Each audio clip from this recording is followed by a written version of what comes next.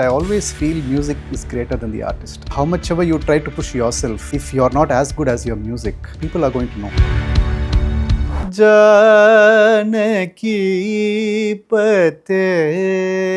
Music is all about being at the moment, you know. Music is like water. It has to be as flexible, it has to be free-flowing. I think tradition is something that is not in the past. We are in the process of creating a tradition. I'm not singing Carnatic music the same way I was singing in the late 90s. Every 5 years, an artist goes through a upheaval. Mental maturity that they go through after 5 years, it reflects in their music. I love singing in different languages. It's a passion-driven thing for me to take Carnatic music to different languages.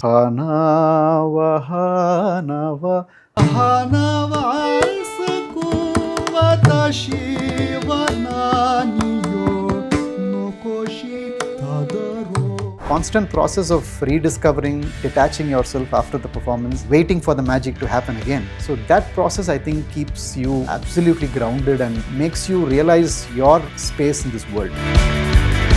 Art form can give you moments where you think there is no one better than you. There can be moments where you feel that everybody else is better than you. Any moment, just iduvum kadandu pogum. That's the mantra that you need to have in this industry. Listening closely, thinking deeply, staying true without standing still. Sikkil Gurucharan is one of the most respected voices in Carnatic music today. Growing up in a family where music was part of life, not just performance, he has shaped a journey marked by rigor, range and thought. He is a recipient of the Ustad Bismillah Khan Yuva Purushkar from the Sangeet Natak Academy. He holds a degree in financial management and brings to his music perspective that goes beyond the stage. From sabas across the world to theatre, collaborations, and the reflective series Janalorum, his work continues to evolve, never disconnected from where it began, always alert to where it could go. He does not often speak about his process, and when he performs, time pauses and listens.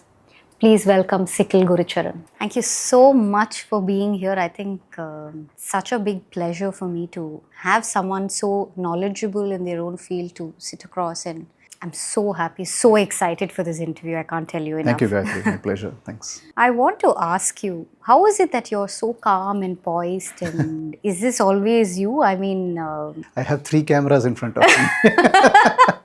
Even with them switched off, I felt that, your temperament is so well shaped for... Okay. I mean, does it come naturally or have you worked on it, if I may ask? There are moments that I go off this zone of Zen calmness. Life pushes you that way also. So it's not as if I'm always this... maybe it's quite natural that because of music and because of my grandparents whom I've seen, I watched them growing up, and they never took anything to their heart, so except music, of course. So anything that came, they just took it happily, if it's success or failure or even challenges. I've never heard them complain or crib, and for them, playing in a stage and enthralling people was their main objective, and they didn't even do it with a business mentality. So they just wanted to perform, and maybe I've seen them doing that. And that's where it flows from. Yeah, it's not all how it seems in front of the camera. So I'm absolutely as human as possible. Okay. I have all my failings as well. I completely understand. In a very noisy world today, I must say, even in the field of Carnatic music, you are still allowing your music to speak. I mean, I think that walks before you. I understand a lot comes from you watching your grandparents, but situation has changed quite a bit. How do you keep it grounded? How do you make your music speak before you? Because here identity and visibility have become more important today, and we all put a lot of focus, especially content creators are putting a lot of focus in that, right? Correct. How do you still allow your music to speak? Because anytime, even when I was doing my research or even otherwise, I'm a big fan of yours. Anytime I see your work speaks for itself. Not that you are trying to put yourself first here at all. How have you kept yourself grounded? Because it's not easy work today. Thank you. I think it's... I don't know how to answer this, but it may sound like a tagline, but I always feel music is greater than the artist. So how much ever you try to push yourself, if you're not as good as your music, So people are going to know. And I always have that fear of trying to project more than what I actually am worth. So I'm not here to speak about others and other content creators. They are doing great work, and they have understood the need of the hour. They have to put out content every week, every day, and they have to be as cutthroat as possible. Yeah. But for me, nothing of this cutthroatedness makes sense if that comes at the expense of my music. If I'm sitting in front of a camera ready for my content, but if I feel the content is not working for me first, then I just have to say goodbye to the camera people and say, please, have you done it? Yeah, we have done. Yeah? And many episodes of Janalorum, if you have followed that series, there are moments where we just say that, can I come back to this episode a little later? Can we shoot something else? And I'll just probably break into a song. I say, just shoot a song. I'll just sing something. For me to just get into the groove and stay away from the pressure of having to push something that the people will like. And the whole Janalorum series was where I learned the ways of the world, so to say, the digital world. For a long time, I was not on Instagram. I was not even on WhatsApp, because I felt things not were changing. on WhatsApp. Not on WhatsApp for a long time, because I felt world was changing too fast.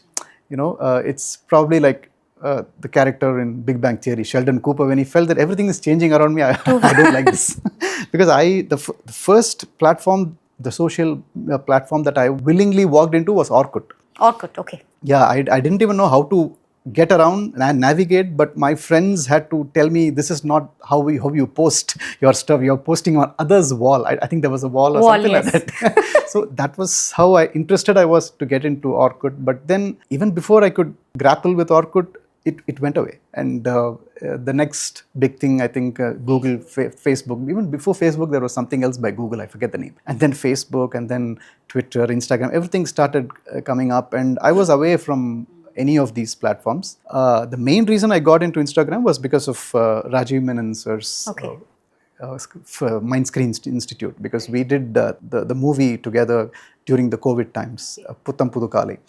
And they wanted the crew members to have an Instagram or a Twitter account, so that they can tag all the promotional materials. And that was when I learned what Instagram is all about. This was in 2020. After that, it was all about, Janalorum started when I was maybe just outside, we were out the pandemic zone. 2022, I think I began. And it has been one never-ending curve, and I'm still trying to find out how to make people like you ask this question, how do you put the music in front of you? So I want to maintain that as much as possible. That's amazing. I think, one of the things that I understand is that you're still taking one step at a time. But however, in the Carnatic music industry, right, you're not a rebel, that's well established, but you are a disruptor. You have some really amazing work coming out there, which is not, which is still contemporary, right? You talk about film music like nobody's ever done before. For me, that's like a quiet disruption. Where is that coming from? Like wanting to try something new and not do the same format again and again. Where is that coming? Where is that idea, or where is that seed? Where was it sown? When was it sown? I can't pinpoint a particular time, or it was not even one seed. I think it was an entire field of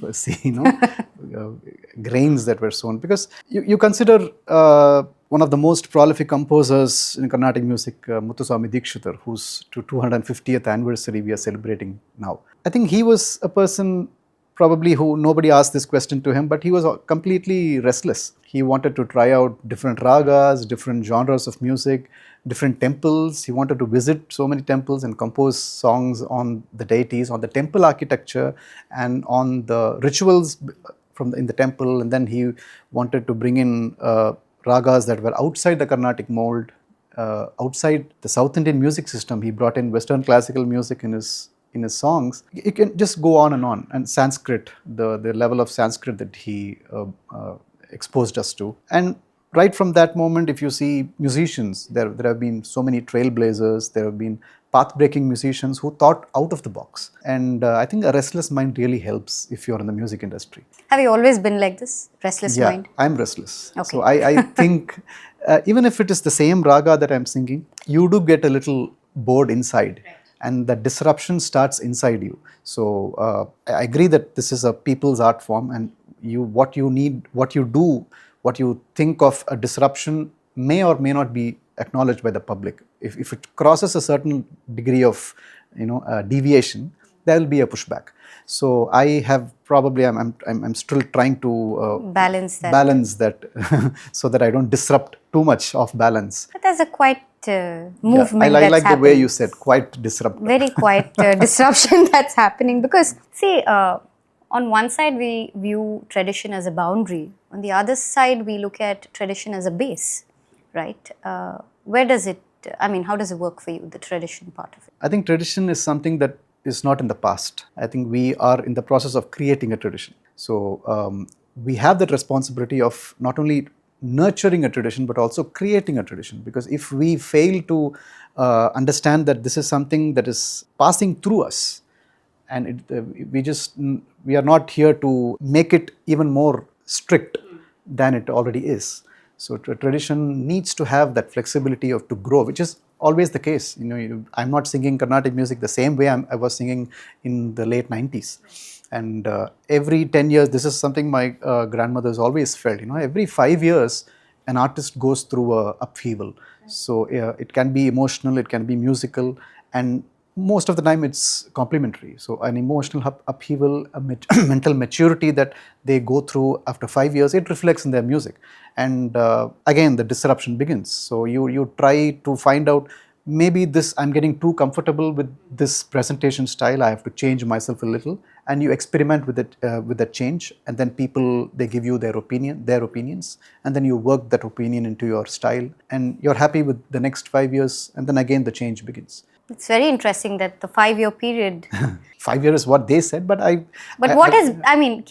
from your own experience, one time that this has happened with you that you still remember, like very clearly, that there was something happening within me and I made a small change or a movement, and then you realize that, okay, this is how I'm able to relate with what my grandparents were telling me. See, when I started out, I couldn't believe that I will be in a position where I would sing without having to look at a pre-set list of songs.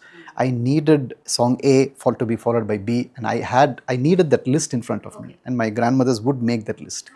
And for a long time, I was so comfortable with that. And before every concert, I used to go sit with them, or my aunt Mala Chandrasekhar, who used to ask what songs I know at that moment, and they used to write out the list. I still have some in my home for posterity. And at that point, I believed that, oh my God, this is so comfortable. I wish this never ceased to exist. We need this list. But my grandmother said, don't get too comfortable with this. And music is all about being at the moment. You live in the moment. If there are people who do not want one particular song, or if the concert is not going according to your voice, you're not in the best of shape, you have to change the list. And that happened maybe 8 years after I was in that zone. So I had to challenge my comfort zone at that time, and it was not something that, it was very organic. And the other time I felt this shift in tradition in a very organic way was when I first worked with Anil Srinivasan, the pianist, because we didn't have any agenda of making this a new format of music, and I just went to meet my school senior Anil, and all I knew was that we are going to work on a little production for our school. But the way the music played out 3 months later in the music academy, both of us got this idea, why not explore this even more? And I didn't know I was doing something radically different at that time, because I was singing the same way, but the way people heard the music was different. And I thought I'm going to explore a new audience, which I did. But many of the hardcore Carnatic fans also, they started enjoying the new sound that I was creating with Anil. So you don't have to be a rebel to push a new format out there. You follow your heart, you allow your music to speak and give room for that restlessness in the artist within you, and maybe he will be able to come up with new ways to address the young audience. That's really amazing. See, also what I understand from what you're saying is you're still in touch with your inner self, right? That's when you are able to make these decisions which are not calculated.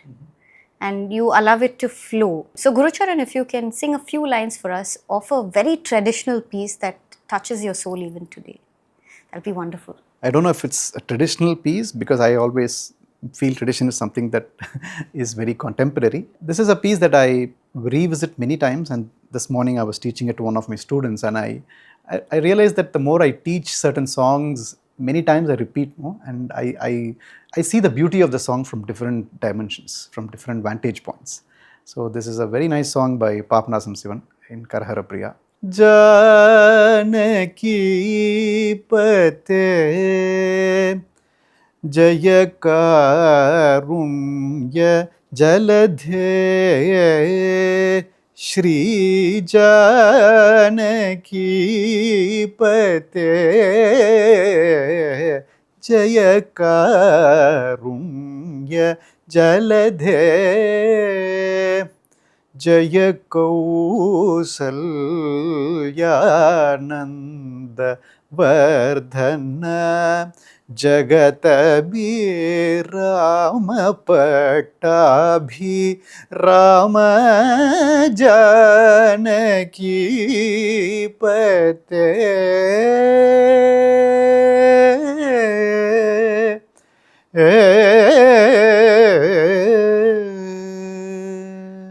You fall in love with Karahara Priya one more time, and the way Papanasam Sivan uses the lyrics and the entire beauty of Carnatic music, because I feel Carnatic music is not only about lyrics or not only about ragas, it's the beautiful coalition that happens, the space for gamakas, the silences in between, and I'm grateful for that art to present itself in different ways, especially when you're a teacher, when you're a performer, you realize the value of this art in different ways. It's very reflective also. The way you're describing it shows how far you have come as a musician. I mean, I know very little about, the depth of music. We only listen, right? We don't decipher. But how you have found beauty, within those quiet spaces. May not be large spaces, but very quiet, small spaces. It's amazing. Finding your happy space in music. So we spoke about becoming an artist, sustaining and being an artist, right? I wanted to talk a little bit about the audience. Now, the audience is also evolving. You are performing cross-country, you're doing across continents now. Gurucharan, I wanted to ask you, how is Carnatic music being perceived today? Has anything about the audience surprised you lately? I would like to go back to the point where I said we get too comfortable with our music. We need that comfort zone in our music, and that comfort zone, I feel, is offered by the audience. You first present your art form in the hometown that you are in. So for me, Chennai audience is the gold standard. You are so in tune with the audience, and especially the audience, they behave in a different way during the peak season, the December Margari music season, and then the audience after the music season, the off-peak season. But you get a general idea of what works for an audience in Mylapore, in Adayar, in T Nagar, in the outskirts, and everywhere. And this is the audience that nurtured me, and this is the audience that has nurtured my art form to evolve in so many different ways. But then when you step out of the comfort zone, when you willingly want to work in places where they have never heard about Carnatic music. For example, I go on a concert tour by Spikmeke, which is one of the nation's biggest institutions which offer Carnatic music and any other art form to the school children and all the education institutions all across the country. And there we get to perform to a school in Dehradun, in somewhere in Northeast. And it's all about how you convey your art form in 1 hour to the audience, to the young children. So it gives me an opportunity to find out different facets of Carnatic music that I would not think of if I was sitting here in my hometown and singing to my comfort audience. And similar experience occurred when we had this wonderful tour of Japan last year. And it was organized by the localites, the Japanese, who have tremendous interest in Carnatic music. Wow. So they organized this, it's a very new event called Margari Japan. Okay. So yeah. So they do about 4 or 5 cities, and we went to Tokyo, and I still can't remember the names of the cities that we went to because it was so new for me. But the kind of audience that came for the concerts and the way they appreciate a new sound is something that we should learn from them. So, because they don't know Tamil, they don't know Hindi or Sanskrit or nothing, but Tamil itself, sila vaarthaikal theriyum avalukku, because they are so fond of our culture. They come and learn Tamil. They are huge fans of Rajinikanth, Vijay, yes. and of course Vijay also. Vijay Wow. also, yeah, Carnatic music as well. And to find Carnatic music on the same level of Ilayya Thalapathy or Wow. or a superstar for them, because inge ottar pacha kuttinu vandara patta Vijay irpar, and he'll be taking my autograph after the concert. Wow. I was like, oh my god. I feel flattered. That's amazing. It's amazing. Wow. And they sit for those 2 hours and they are not looking for any specific song or nothing. They just look for the synergy between the artists. So the 4 of us, we went, and I didn't have to ask them, avalukku indha ragam pidikuma apdi onnume kekkala. So they just said, sing whatever you feel like singing. We are here for Carnatic music. And because they were so deeply into this art form, I felt the need to push myself outside my comfort zone. I said, I would like to sing a Japanese song. I love singing in different languages. Okay, I didn't know that. That's one thing that Okay. It's a passion driven thing for me to take Carnatic music to different languages. So many people have this preconceived notion that it's all about Kannada, Malayalam, Sanskrit, Telugu and Tamil. It can be much more than that. So there are contemporary poets who are writing songs in their languages, and it's up to us to find out if Carnatic music works well with those languages. In my experience, it has always worked. So I asked this person, the organizer, that is there a Japanese song that I can sing? Because in the Spikmake venues that I mentioned earlier, one way I found I could work with the young students was to get their local prayer. They used to sing the prayer before the concert began, and my ears used to tune into the prayer, because that's a known tune for me. We always connect through the tune rather than the language. Then I asked them, what is the prayer that you just rendered? Can you give me the lyrics? And I try to render it in my own way, and now we have a common playing field, so they can understand what I'm singing. So language works miracles, I would say, in that regard. And this friend of mine, he gave me a beautiful song called Hanawa Saku, which means flowers will bloom again. And it's a song full of hope, because it was composed by a legendary composer called Yoko Kanno, whose island was on the verge of destruction after the 2011 tsunami. And she felt so helpless because she was in Tokyo at that time, and she composed a song and requested her friends all over the world to come together and sing this song. And it's still there on YouTube. And he said, if you can sing this song in Carnatic music, we will be so thrilled about it. It will touch us. And I made it a point, and all you need is a common tune that works for you. And to my surprise, it was in a ragam called Kurunji. Okay. The Carnatic ragam. And so they didn't know it was in Kurunji. It was just a Western major tune for them, a very lilting and a touching tune for them. And when I heard and I realized that this is Kurunji, which is the name of a flower that we have here in South India. Wow, imagine. Right. It's a raga which is also a flower's name. And I learned that song. I learned the pronunciation from them. And I also asked my friend Sudarshan from Udupi, who is also a poet.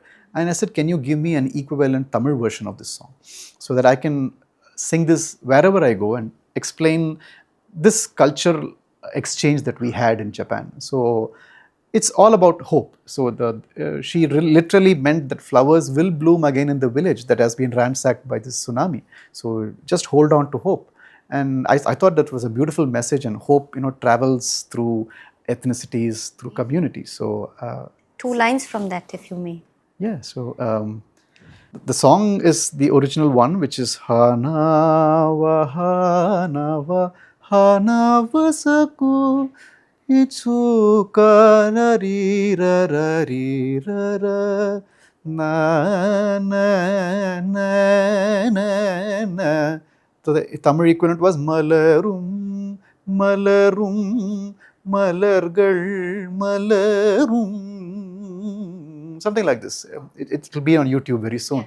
So, but I found to rediscover the beauty of Carnatic music. We don't have to box it to a certain style. It's waiting to go beyond that.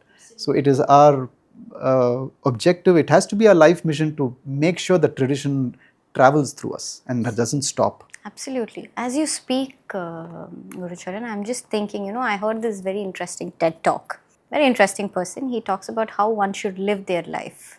He said, use the philosophy of the water. Wherever you pour the water, it takes the shape. But you remove the water, it's empty. Empty, yeah. Right? Yeah. So, let your life be like water. Exactly. And I feel like Carnatic is like that. I think when I heard, I want to speak about Janalorum here a little bit. I was listening to Oppenheimer's, your version of, breaking down of Can You Hear the Music, right? I had goosebumps. I was like, how is it possible to break it down so big? Which means Carnatic music is so versatile. It is, right? it is. The awareness may not be there for everybody, obviously, different cultures. But how beautifully, I think it was a perfect example of this philosophy. What is music to you? Music is many things to me, and I would like to thank you for that beautiful compliment, because I feel music is like water. It has to be as flexible, it has to be free-flowing, to say the least. And there's a beautiful dialogue from Sarvam Talamayam, the movie that Rajiv Menon sir directed, where the protagonist says in the end, Nedumudi Venu sir has played the beautiful character of Vembu Iyer, I think. Karnataka is He uses the metaphor of water. நீர்வீழ்ச்சி and அதுவே ஒரு அழகான ஒரு நதியாக கூட போகும், அதுவே ஒரு மெல்லிய ஓடையாக இருக்கும், கடைசியில் போய் சாகரத்தில் கலக்கும் அது. அண்ட் நான் தான் சாகரம்னு நினச்சிட்டு இருக்கேன், பட் எப்படி இல்லை, எல்லா இடத்துலேருந்தும் இசை வரும். So water can be everywhere, it can be in different forms. So your music has to be just one stream that joins the colossal ocean. And don't forget that there are other multiple streams as well, and music can connect with it. And I had goosebumps when I was watching Oppenheimer in IMAX. Of course, I'm a huge fan of Nolan and all. I had never heard of Ludwig Göransson before that. But the way he has used violence in that entire movie, and especially after this scene where I think Niels Bohr asks Oppenheimer, can you hear the music? And I felt he was asking me. We perform music so often, but are we truly hearing the music, within us? So it's not, it's not about reading the... Exactly. Mathematics is not about reading the equations. Can you hear the music within the equations? So that was beautiful, and the way he uses the different speeds and that scale itself is haunting. And I just felt we have to do something about it in Carnatic music. And it's also there in our literature. We have these differing speeds. We have a similar raga with us. And why can't we just push Carnatic music to people who love Oppenheimer? Why not? And amazing that you're doing it through your series, and it's gone across, right? I wanted to ask you, see, this is something that you started as a reflective series, if I may, use that word for this. Where has it taken you today, Gurucharan, from where you started as a journey? Janalorum itself seems like a big chunk of a lot of good work that you're doing. Where has it taken you from where you started to where you are today? It has taken me to very interesting places, and it has introduced me to some excellent audience all over the globe. And I was joking with my wife that day that whenever I go abroad and perform and come back, there are people who talk about Janalorum after my Carnatic concerts, and I tell them that it's as if they never knew I am capable of singing Carnatic concerts before. They associate me only with Janalorum. And she said, this is a compliment. You should take this as a compliment. It's not as if they intend to belittle your career as a Carnatic musician. I think it's an extension. So I'm really indebted for that compliment, because what I wanted to do was something which extends my Carnatic music repertoire to something which is not confined to, as I said, the list of songs, a concert format. It has to be conversational. At the same time, it has to converse in a language that is accessible to everyone. It has to be in Tamil as well as in English. It has to be nama pesra mari. The switchover has to happen seamlessly. And the concepts that I explain in Janalorum are something that I was more comfortable doing it within my house, within my immediate family and my inner circle of friends. I should thank my channel managers, Kala Kendra, for giving me that gut. They gave me the guts to try out something like this. And they said, you have a channel which is rotting, you're not using your YouTube channel, you're not using your artist tag for that, the blue tick that you have got, you're not putting out content. So, but I would also caution some people who watch your Janalorum, saying that it's not about content creation. And even my crew members, they feel that, sir, இதை பற்றி நீங்கள் பேசுனீங்களா, இது செம்ம reach ஆகுது, இதே மாதிரி கொஞ்சம் பேசுங்க. I said, I don't want to fall in that trap. I want my mind to tell me what the next content should be rather than what is trending. So இது வந்து ராஜா சார் சொல்கிற மாதிரி தான், நம்ம கொடுக்குற இசையை அவங்க கேட்டு நம்ம அதுக்கு மாதிரி அதை அடுத்து நம்ம என்ன கொடுக்கணும் அப்படின்றது ஒரு இன்டர்வியூவில் சொல்லியிருப்பார். So we should be inspired by the feedback that we get from the audience and work that inspiration into our art form and try to give them something different next time. So நான் நினச்சிருந்தா அதே மாதிரி many people ask me to decode this cinema's music. Sir, you have done this so well, why don't you decode this, why don't you decode that and this? And I tell them that this is not my job. There are many other people who are very good at decoding music. I just decode my personal experience from certain movies that have affected me so deeply, and I just wait for inspiration to strike. And Janalorum is an ongoing process of reinventing my music, I would say. Absolutely, and I think it's so beautiful. I was watching one of the episodes and I was feeling a bit overwhelmed, to be honest. Oh my God, what was that? Because overwhelmed in the sense that, oh my God, I have to go and interview Sikkil Gurucharan, and he's a master of his art. Now, then I thought to myself, there was a quick comparison between what was happening between me and my son. At that time, my son is 7 years old, my first one. Okay. So he is learning to read and write. So he came and asked me suddenly, he was like, how is it that you know everything? You're able to read everything. You're able to write everything. Why can't I do it? So this was the question. I was like, oh my God, it applies here. I don't know how to read and write yet. I don't know how to, music is a beautiful subject. And when you master it, you can hear it in everything. Correct. Maybe film music, it may be. So, that quick thought of, I'm still a child when it comes to this, but, somebody has mastered the art, obviously, and that comes through so beautifully in that series. I mean, how you enjoy it, how you, think about it, how you look at the future of this music. Carnatic music feels like that for you, right? I mean, when I understood that, I felt, yes, which means we all have a lot of work to do towards whatever we want to reach. And it was a beautiful revelation for me. I just wanted to bring it up I wanted to tell you, but it felt like you were a master of the art that you were putting out there. It's not about being humble. I don't think I can call myself a master. Thank you for that. But it's just about how you feel so responsible when you are given the wonder of 7 notes and the beautiful work of talas. And, you use it to your own advantage. And again, I go back to movies where in Unnal Mudiyum Thambi, Kamal Haasan's character says that the 7 swarangaliyum taalangaliyum upayogapadutharadhu ovvathoroda buddhisalithanam. That's what he says.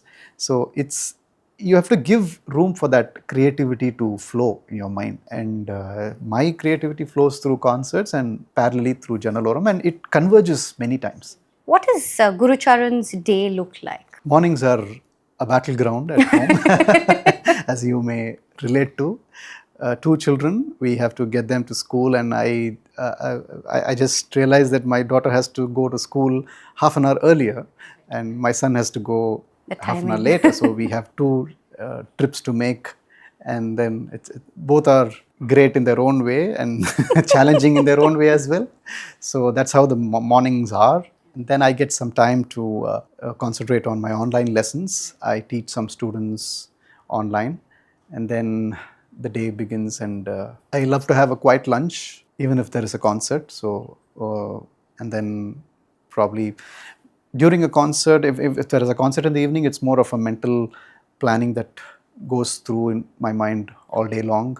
I kind of sequence what I'm comfortable singing that evening, and then go for the concert, come back, and that's a simple day. If there's no concert, again, I probably spend more time with the family and probably head out. And I love to go on walks and runs, on drives, listening to my favorite Raja Sir songs, and that's just about it. That's amazing. I want to ask a little bit about your family, Gurucharan. If you can talk to us a little bit about your family life, that'll be wonderful. My mother, Maithili Chandrasekharan, she was my first guru. She did her arangetram in vocal, at the temple in Sikkil, but then she took over the family instrument flute and she worked as the lecturer in the government music college in Adayar. My father was more into the pharmaceutical business and he was a stage actor, a Tamil theatre, a long-time assistant and a student of Purnam Vishwanathan.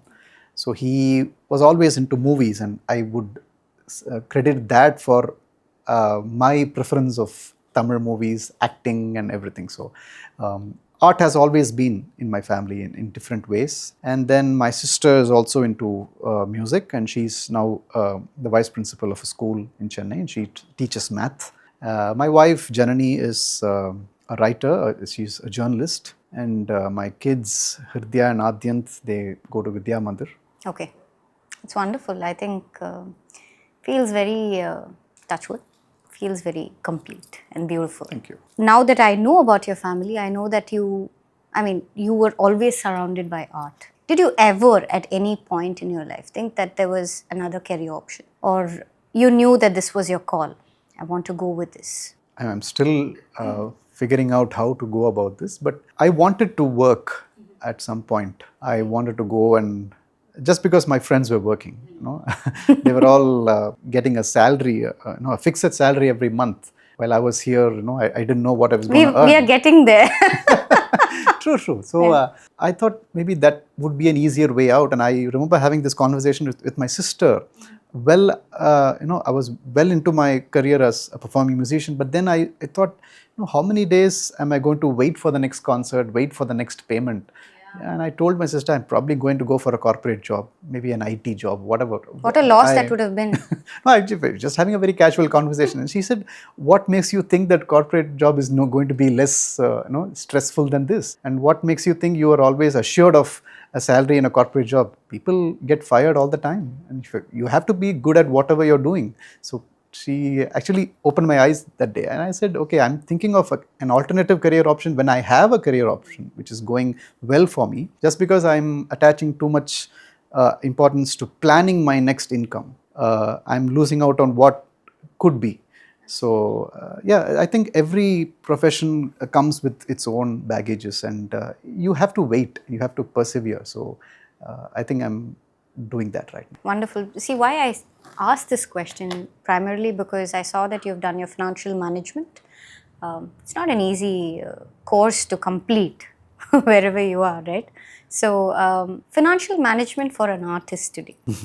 The laugh is well noted, and in fact this is something that keeps ringing in my ear. If I were to be podcasting today, I'm putting away a salaried job per se, I'm just saying, right? But what keeps me going, some income has to percolate, correct? For young artists, it's becoming very, very difficult with a lot of competition in place. We have so many things that attribute to success today for an artist. Absolutely. Even for a Carnatic artist, right? How do you, if there is something that you would like to give as an advice, or maybe like say that, maybe try this. What would it be for young artists? Because there is this struggle to sustain. You start somewhere, like you said, you have to wait for the next payment to happen for a kacheri or a musical performance or anything for that matter. This is across for all artists. Like till that next order comes in, till that next kacheri gets finalized, you're still wide open to a lot of questions within your own mind. Correct. If there's something that you would like to tell them, what would it be? And how should one be balancing this to ensure that they sustain? Yeah, sustenance is a challenge, I would say. And also feel that a huge advantage today's youngsters have. Youngsters, I mean those who are entering this Carnatic music industry for the first time as a career option. They have a pretty good set of avenues that they can explore.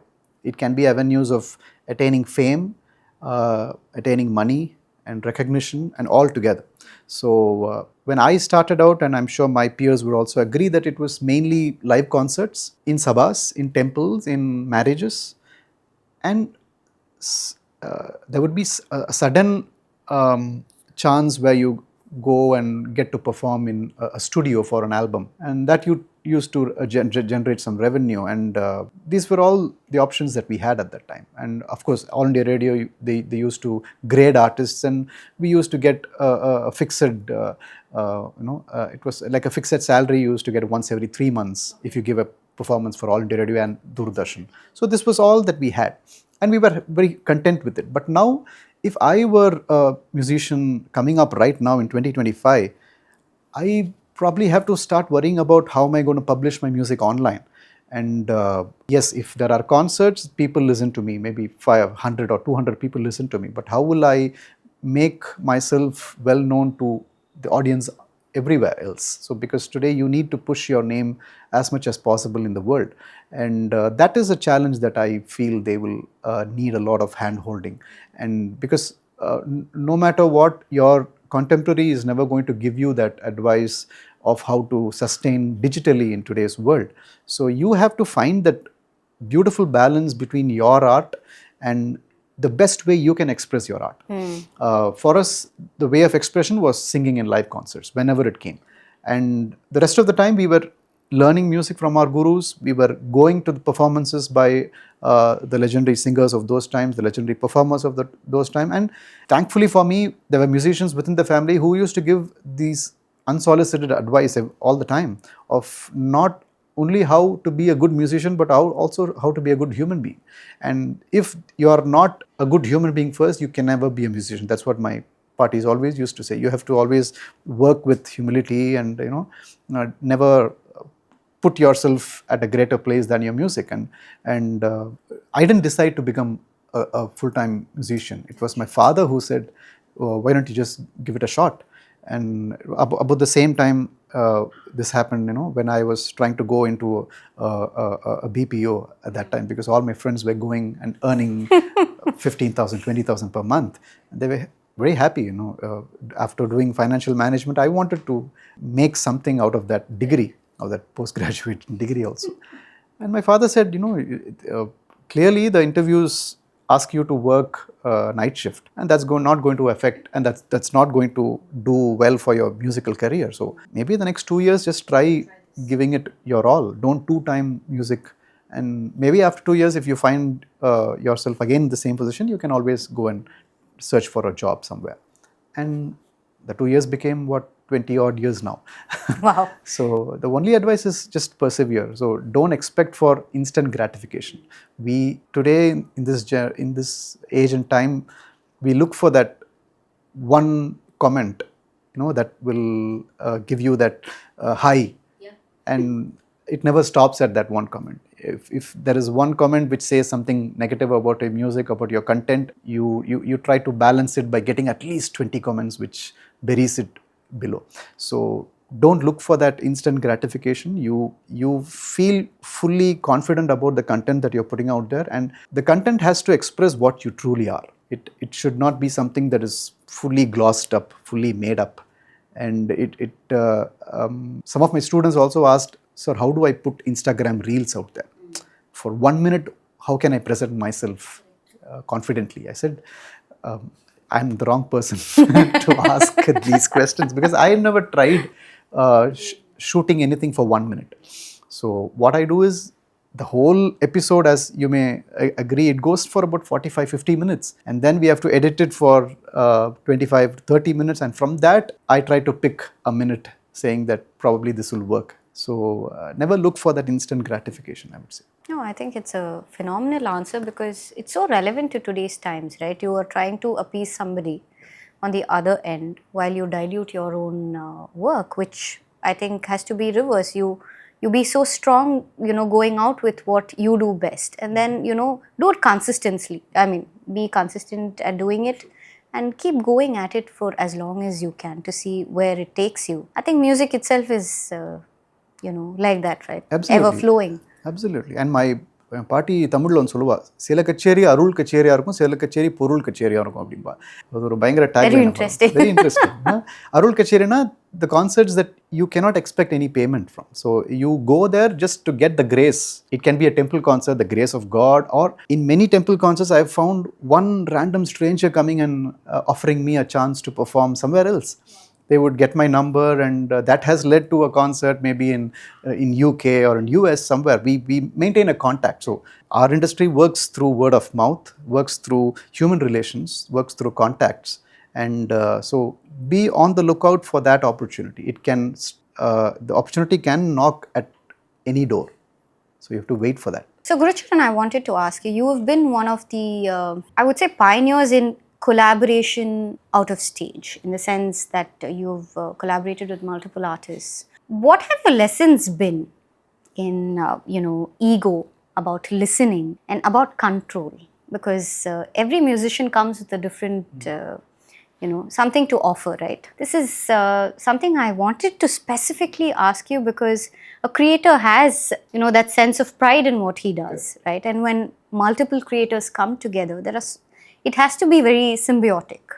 Can you tell me some lessons you have learned in these spaces? I'm not fiercely protective of the content that I create, because it's not mine. It's a song that has been taught to me by my guru, and the composer is someone else, and so I just bring to the table something new in terms of presentation styles, and that style is dependent on whom I collaborate with. Right. So if I'm singing the same Janaki Pate song with a traditional Pakavadyam set, violin, mridangam, katam, andamarna, my presentation style changes a little bit. The song doesn't change, but the way I linger on certain notes, the way I give space to all the accompaniments to enhance the music, it changes a little bit. But if the same thing, if I perform with a piano, for example, the style totally becomes different, because there your voice is all alone with the piano and the Shruti box.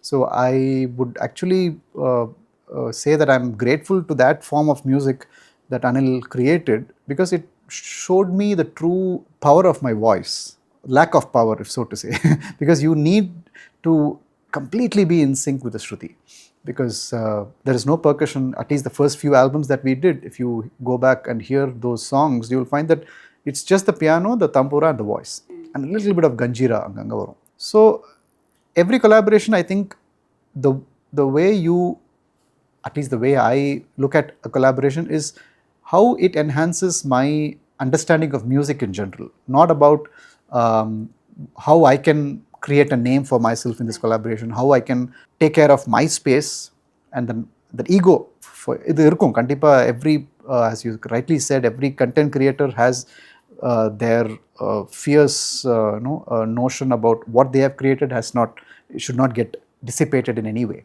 But I think I'm a true live artist, I would say. I prefer going out on stage and waiting for the style to take its own shape. So I don't go with a preconceived set of ideals that I would like to see in this collaboration. So the Anil order katon, Pakavadyam order katon, it can be with a cellist, it can be with a sarangi player.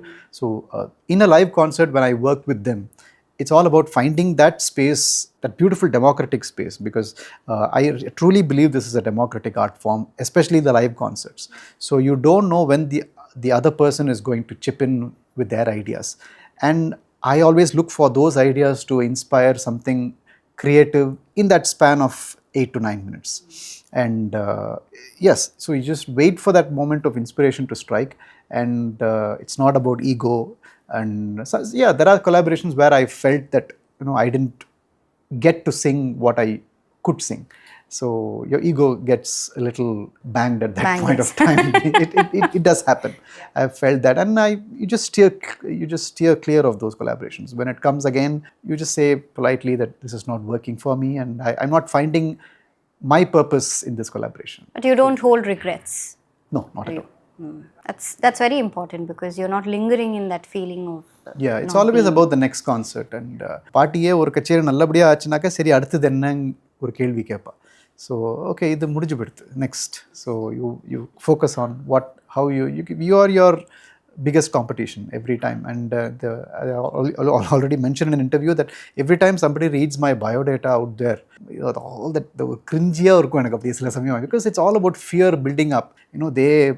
I'm very happy if they read a biodata after a concert, because at that time people, if the concert is good by God's grace, they'll know that this guy is worthy of the achievements that they fabricate and read in the biodata. But if all hype is done before the concert, you just have that 5 minutes to make or break your name. And people, they are going to find out. If the 5 minutes are not good, they'll know that you're playing the award. So it's all about that. So, yeah. I completely understand. Now that you'd mentioned your grandmothers again, I just wanted to ask you, last Margari season, you did this play, right? Kamalakshi? Mm-hmm. Yes, it's still spoken about. At least in my house, I know Thank that, you. we have big fans. Okay. Yes. Did it connect you with your father? Because you said that he loved, he, as a passion, he took on to do theatres, right? Did you finally feel so connected with your father when you started doing something like this? Absolutely. And he's the first actor that I saw in the family. And he was the one who introduced me to my idol Kamal Haasan on screen. Oh, wow. So I am a sucker for good acting. So it's all about expressing. And you learn all the music from your grandmothers and your mother, everything is fine, but learn stage presence from me, he would say. So I'll teach you how to be present on the stage, how to throw your voice.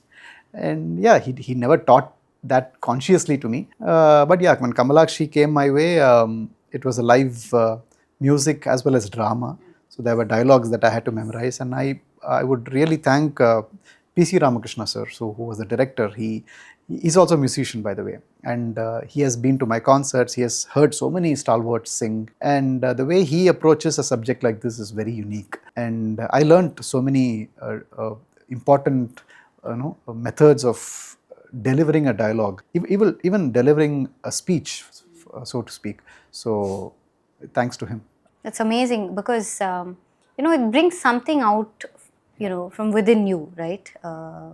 When you try something new and you still find yourself fitting in that. Mm-hmm, mm-hmm. It brings something out new. And I remember telling my mother-in-law, she was actually the one going, I said, can you get me a ticket, please? I'll let the kids out, leave the kids somewhere and come. But, somehow it didn't make. But I still remember her talking about it. It felt so refreshing because a senior Carnatic musician doing something like this again, very quietly disrupting what the usual norms are. So it was phenomenal. From there, I want to go into the next segment called the personality decode.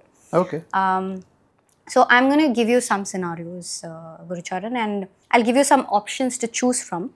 You tell me instinctively where your heart goes to, right? So that at the end of it, I'll tell you what you lean towards as a personality. Maybe, this is something that will help all the audience watching this because, I truly believe that success is not just, it's not situational, it depends on what the successful person has been thinking about. Mm-hmm. The thinking process is so important and most of us go with our instincts.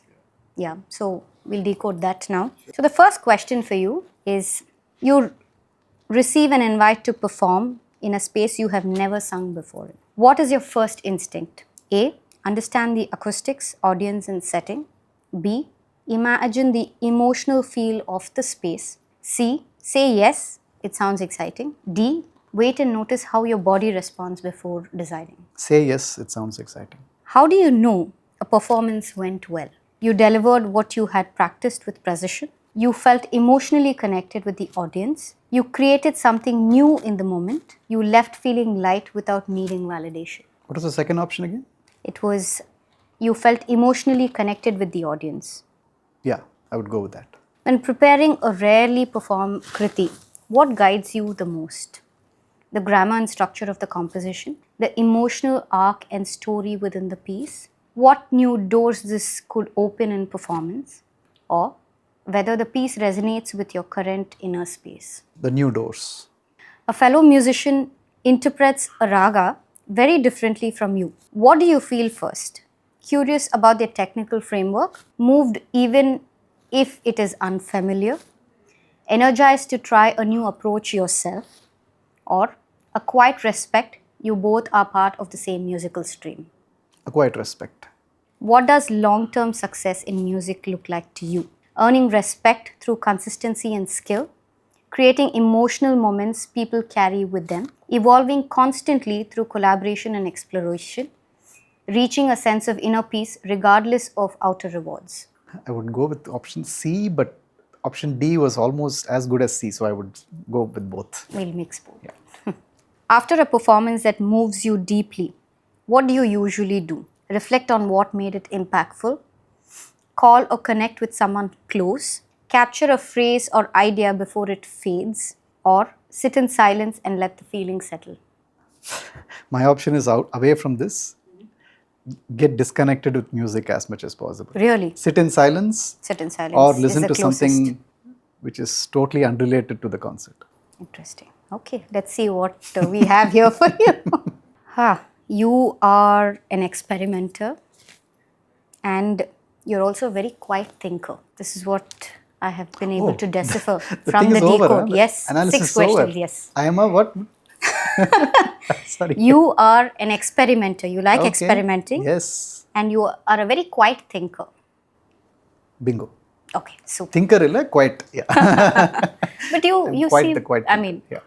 again, it will sound like flattery, but you seem like somebody with a lot of depth, because it's difficult to do things that, coming in a flow, just taking it as it comes without having that depth. It's very difficult, because otherwise we all get very calculative. We all think about, what we are putting out there constantly and worry about it, right? So the next segment is called the Power 30. Here I'll ask you a couple of questions and I want you to answer in 30 seconds. Tough job. Who's going to time? Yeah, we will. Okay. For someone unfamiliar with Carnatic music, why should they begin now? What would they gain? They would gain something that is new to them. If they were open to trying out something new, Carnatic music is one of the best options out there. And I have no answer as to why they should begin. But the only answer I would give is, if not now, when? What has music taught you about letting go? Letting go is an integral part of staying grounded. So this art form can give you moments where you think there is no one better than you. There can be moments where you feel that everybody else is better than you. So any moment, just iduvum kadandu pogum. That's the mantra that you need to have in this industry. Let it go. You just wait for things to balance again.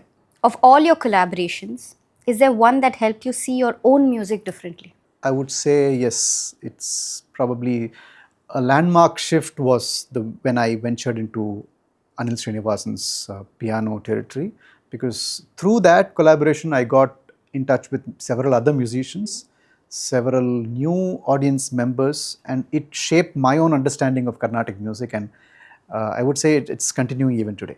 This last question in this segment, I don't know why, but when I started, I have the habit of writing. So when I do my research, I write. I make a lot of notes. So the first line I wrote was something I read somewhere, and I thought I should ask you. Now that I've written it, I needed to ask you that for what reason, I don't know, I just wrote it on top. The tyranny of the or versus the genius of the and. How would you apply this to your musical career? I think there is enough scope for you to see the genius in or and the tyranny in and. So you don't have to think of or as being a tyrant all the time, because you need to have options. At the same time, there needs to be a continuum. So I think I can't do with just one, either or and. So it has to be both at any given point of time. So if not this, what? And if this is what you're doing, how does it continue? Wonderful. Thank you so much. That was a tough one, huh? I want to know where you read that from. I'm not able to put my finger on it. I read it somewhere and I've written it down where I've written Sikkil Gurucharan. I mean, on your file, I've written this statement right on top, and I'm wondering, why did I write this?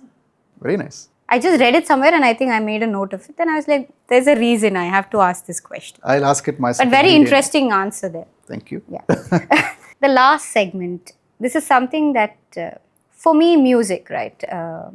Like I mentioned earlier, I've started relearning music again. That is a space when I walk into my class, I leave everything behind. There's something that moves within me every time, that 1 hour makes a huge difference. I want to know for you, when you perform Gurucharan, what moves within? How does it feel when you sing? I am truly at loss of words when I have to describe the emotions that go in my mind while I perform. But while I listen to music, those emotions are more like overwhelming. And I think the song that I rendered recently, composed by Madan Karki, which is on streaming platforms as well. It speaks about the insignificance of you. You are just a speck of the universe. And Maga Maga Nina, beautiful song. It says you are something that I have totally undermined, So and I am something that I'm constantly overestimating. So it's a beautiful song. It's in Tamil, chaste Tamil. So on the part of Paarambodum Seri, and whenever I hear that song, and it's like the innermost feelings are being shared by someone through a song. So when I heard the song, when I sang the song, I realized that every time I listen to music, every time I perform music, you just feel so humbled. There is so much more out there. And if you come back home, as I said, my happy zone is where I switch off from the music that I've just rendered, and I want to concentrate on something drastically different for that next half an hour, so that I get grounded again. And it's a quest that begins afresh. So that constant process of rediscovering, detaching yourself after the performance and waiting for the magic to happen again. So that process, I think, keeps you absolutely grounded and makes you realize your space in this world, your contribution in this universe. So music teaches me that place, I would say. I will end with this last question. Do you feel music is a form of prayer, or is it the pause in between? What do you think? Beautiful.